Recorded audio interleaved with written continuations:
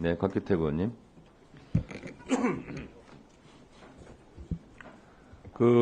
노소영 증인에 대해서 조금 이야기를 하겠는데요. 뭐 저와는 아무런 관계가 없는 증인이긴 합니다만은 지금 법사위에서 증인으로 부르려는 이유가 노태우 전 대통령 비자금 관련된 것으로 보이는데 지금 노소영 증인 같은 경우는 온 국민이 관심을 가지고 있는 이혼 사건의 한 당사자입니다.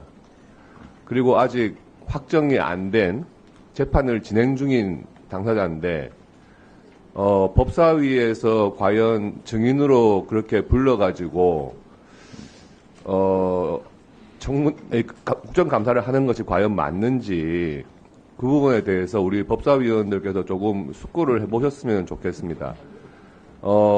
아무래도 국정감사에 출석을 해서 본인이 질문을 받거나 하게 되면 그 민사소송에서 당연히 영향이 있을 수밖에 없고요. 그 진술을 하는데도 장애를 받을 뿐만 아니라 우리 법사위원들이 질문을 할 때 그 질문 내용 하나하나가 자칫 그 소송에 영향을 미칠 수도 있는 사안인데 과연 그것을 일방 당사자만 출석을 그렇게 강제하는 것이 과연 맞는지 그에 대해서 법사위원님들께서 다시 한번 조금 숙고를 하는 것이 맞지 않나 그런 생각이 듭니다. 이상입니다. 네. 곽규택 의원께서 일리 있는 말씀을 하셨는데요. 위원장으로서 생각을 좀 말씀드리면 기왕에 이미 증인으로 채택이 됐고 그러면 곽규택 의원님 말씀 같은 내용으로 불출석 사유서를 보냈다면 그거를 우리 위원님들께 회람하고 뭐 제외시키는 문제도 생각해 볼 여지는 있었다고 생각을 합니다만 그런 게 없었어요. 그래서 위원장으로서 말씀드리자면 일단 재출석 요구를 해놓고 곽규택 의원님 말씀대로 불출석 사유에 그러저러한 여러 가지 사정을 보내온다면 그때 양 간사와 협의해서 채택을 할지 아니면 제외할지는 그때 한번 논의해 보는 게 어떻겠습니까? 네, 장경태 의원님 발언하세요. 존경하는 곽규택 의원님께서 주신 일리 있는 지적이 있다고 생각은 합니다만 사유서에 그와 같은 내용을 당사자가 만약 명시해서 법사위에 제출했다면 저희가 충분히 검토할 수 있었을 거라고 생각합니다만 전혀 사유서를 제출하지 않아서 매우 유감스럽게 생각하고요. 일단 두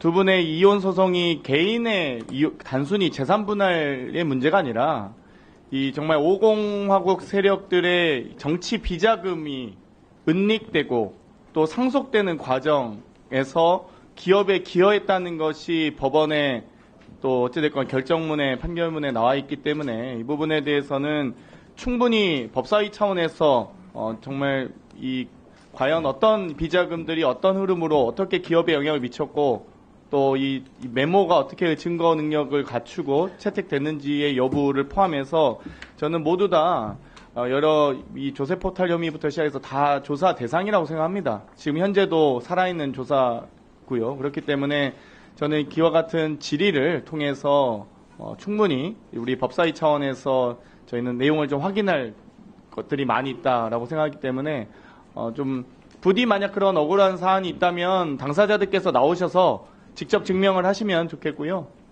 그와 같은 내용을 포함해서 위원장께서 증인 채택 및 이 송달을 통해서 당사자들이 스스로 좀 증명할 수 있게끔 원만하게 위원장께서 의사진행 해주셨으면 좋겠습니다. 이상입니다. 네.